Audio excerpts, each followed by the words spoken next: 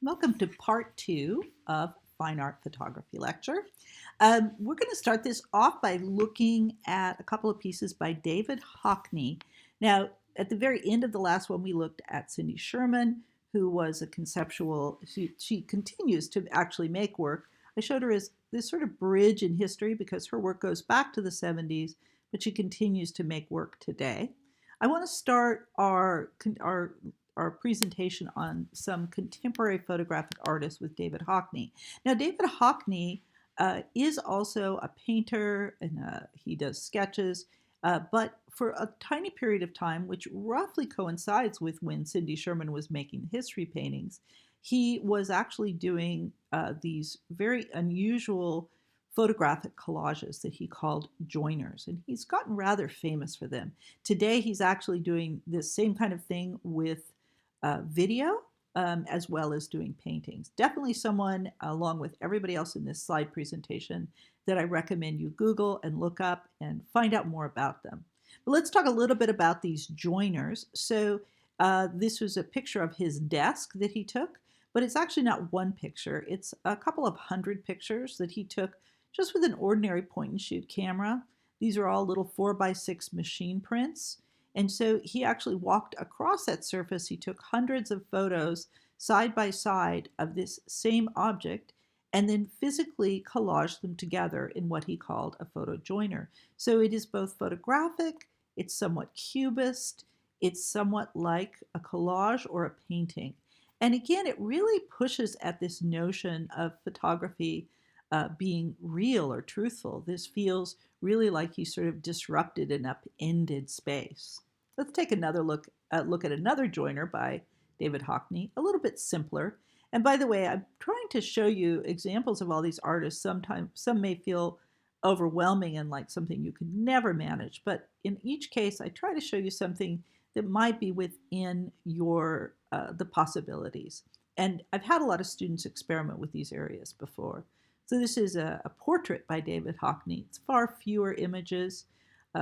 It's a joiner portrait of, I believe, his mother, and made up of, I think, just a couple dozen photographs. Again, he makes the photographs, he prints them out, and he physically collages them together.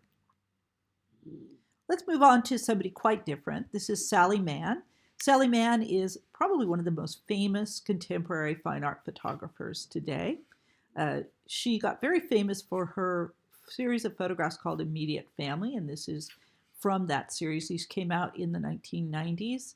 She made photographs, these very intimate but large-scale photographs of her children, her family, at their rural farm in on the East Coast. And this is actually called Candy Cigarette, and this is her daughter Jessica. Beautiful. She worked with a large format 4x5 camera. She worked with film, big negatives. She doesn't do digital at all. So her photographs have this sense of history and contemporaneity at the same time. She's really interested in those areas. Currently, she's working on a number of projects, but this one is one of my favorites and that I think sort of is emblematic of what she's doing. Her husband is suffering from a condition, muscular dystrophy, that deteriorates his body. And so collaboratively, they are documenting what is happening to his body. So this is quite intimate, quite intense. And she actually has been recording this using a vintage process called wet plate collodion. It's a 19th century process, very, very time consuming, large plates, and lots of strange artifacts and blemishes left behind. So it's about history and it's about diminishment. It's really quite a beautiful series. This is a piece by a Bay Area artist who's actually gotten quite famous. His name is Ben Dawn. Ben Dawn did this series when he was a graduate student at Stanford, and he's since gone on to do some other projects, but I think this is one of his most interesting still. He did a process called anthotype.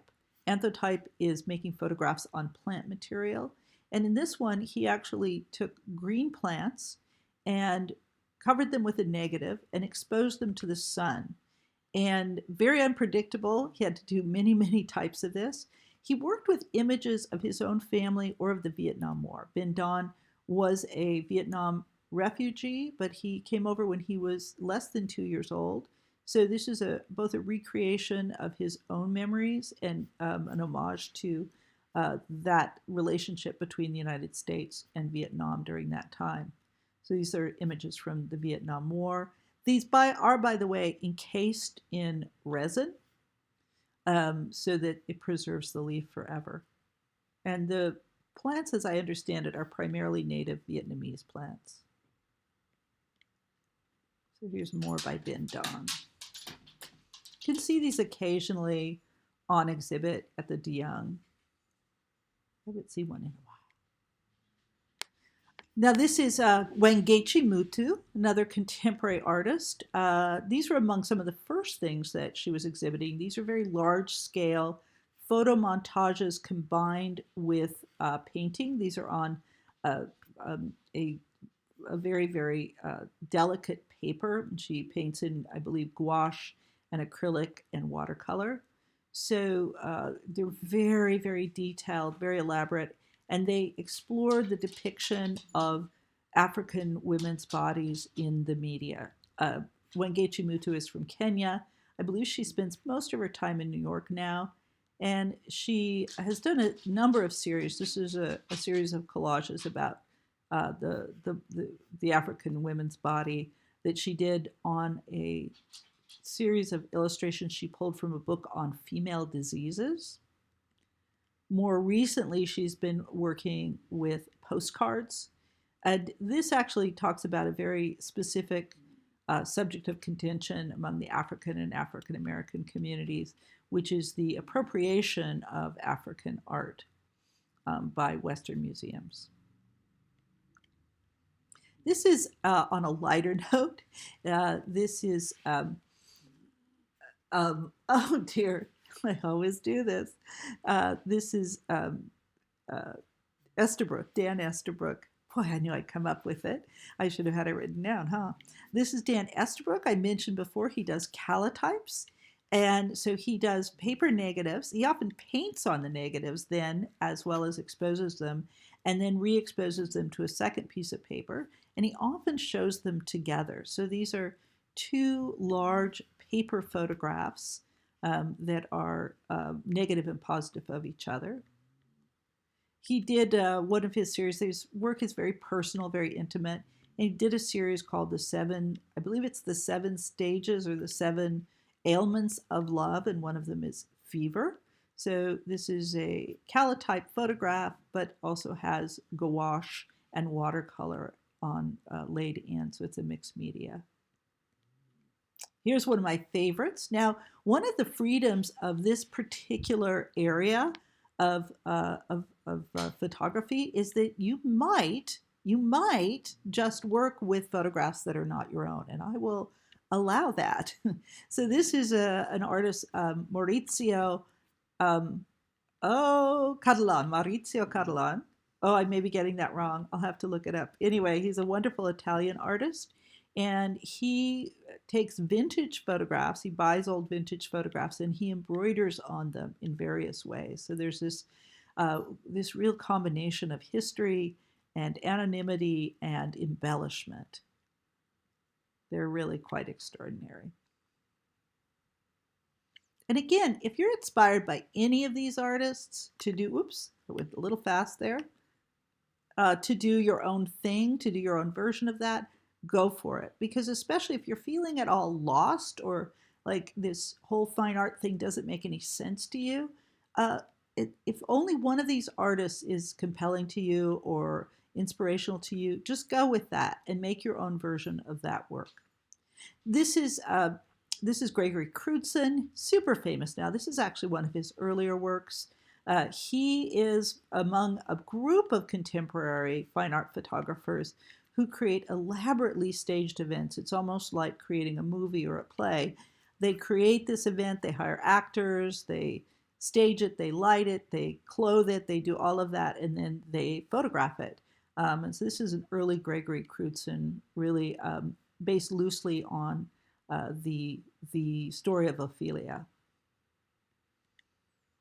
This is another pair of artists who work this way, Robert and Shana Park Harrison. Their work is much more intimate. They actually work just the two of them. He builds the sets and he models in them, and she takes the photographs. So these are the contraptions are real. The backgrounds are paintings. This is Lori Nix, and I'm hoping, of course, since we're all sheltering in place, that this might be inspirational to you. Lori Nix builds little tiny dioramas and then photographs them. She works with a lens that allows her to have this kind of crazy depth of field. So this is all from an early series she did on disasters in the Midwest. She's from Kansas, I believe.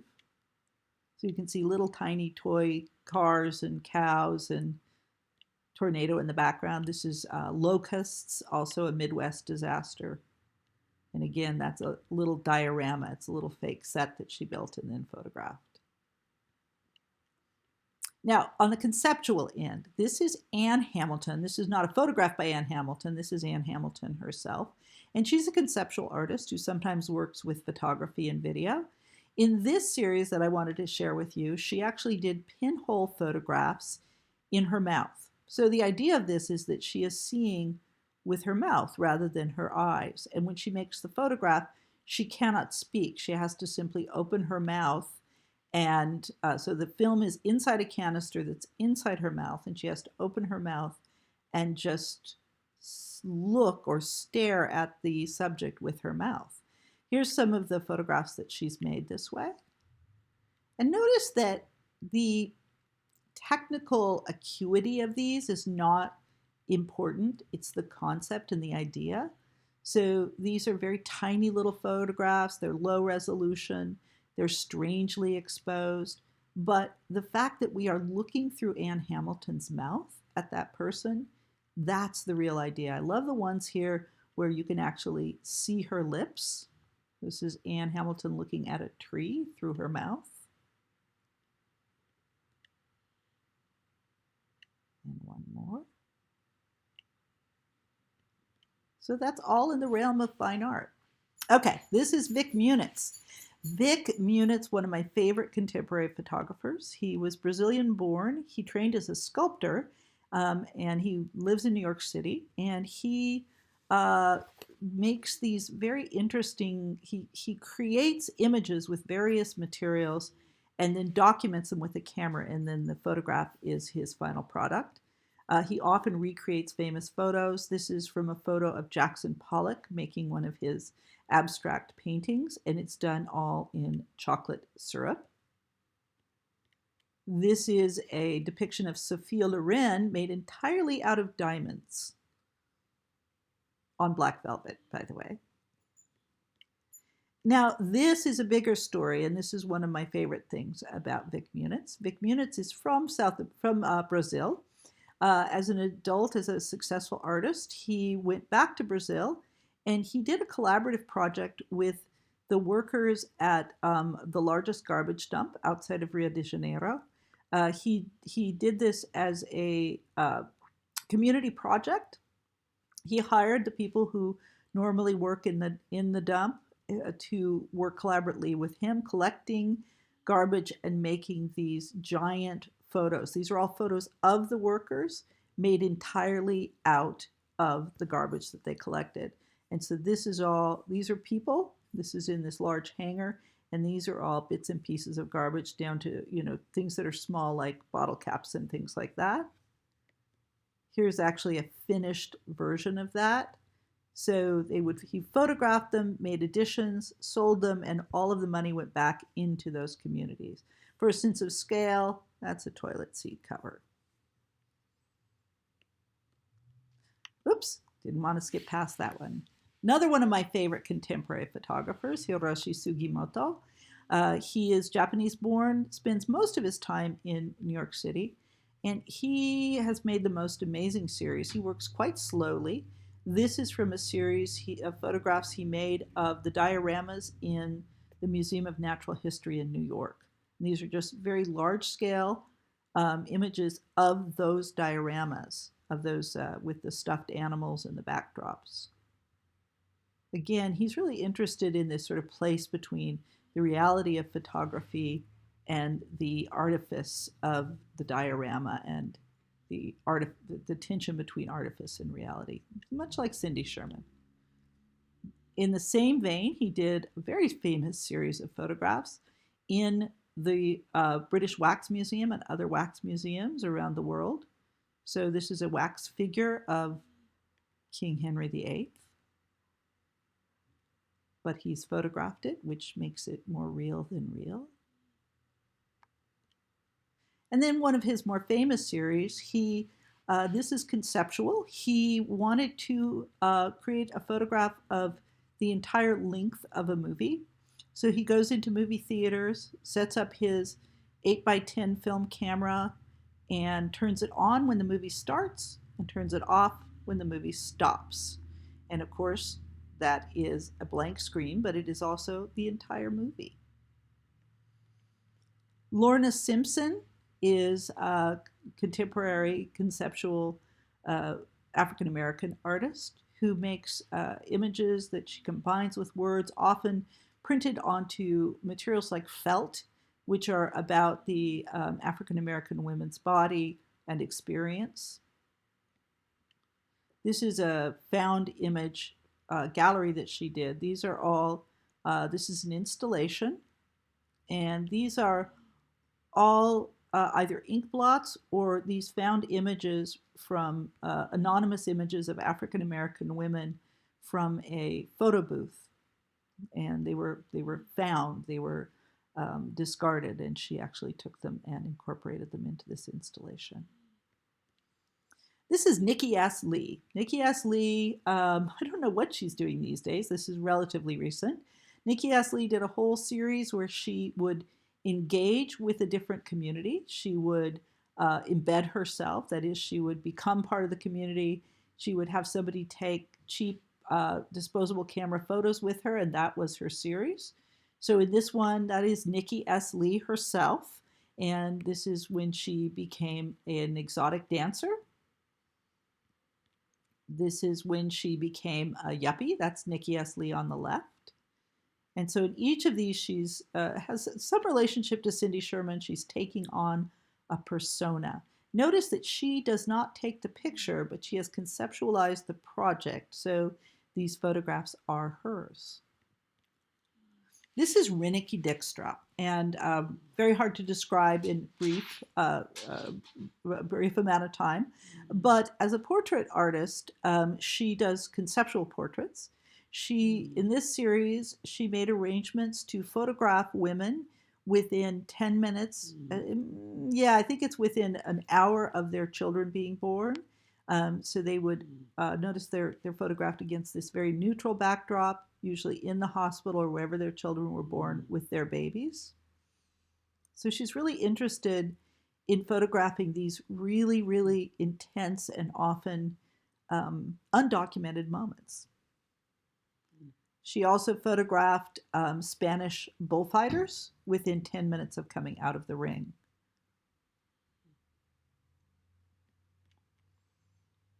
So the actual time of these, the actual reality and time of these is important. I think this is the last one. This is Carrie Mae Weems, another contemporary African-American artist. And she did this very famous series, among many other things that she's done. And again, please look her up if she's interesting to you.